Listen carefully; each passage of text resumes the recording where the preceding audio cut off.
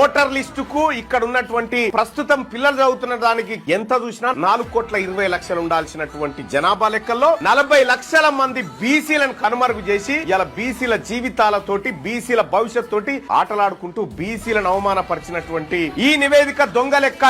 ఇది రాష్ట్ర ప్రభుత్వం అసెంబ్లీలో తర్వాత మండలిలో చెప్పినటువంటి లెక్క ఏదైతే ఉందో ఇది దొంగ లెక్క. ఈ లెక్కలకు సంబంధించి నేను నిరసన వ్యక్తం చేస్తా ఉన్నా.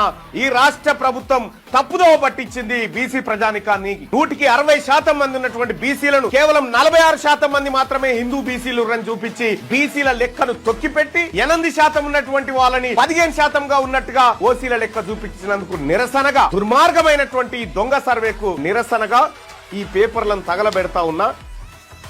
బీసీ ప్రజలను మోసం చేసినటువంటి నివేదిక ఏదైతే ఉందో ఈ చట్టసభలో తగలబెడతా ఉన్నాం. ఇవాళ రాష్ట్ర ప్రభుత్వం మరొకసారి ఎన్యూమరేషన్ చేపించుకోవడానికి లెఫ్ట్ ఓవర్ ఫ్యామిలీస్ కి ఫిబ్రవరి 16వ తారీఖు నుంచి 28వ తారీఖు వరకు ఒక అవకాశం ఇవ్వాలని చెప్పి నిర్ణయం చేసింది.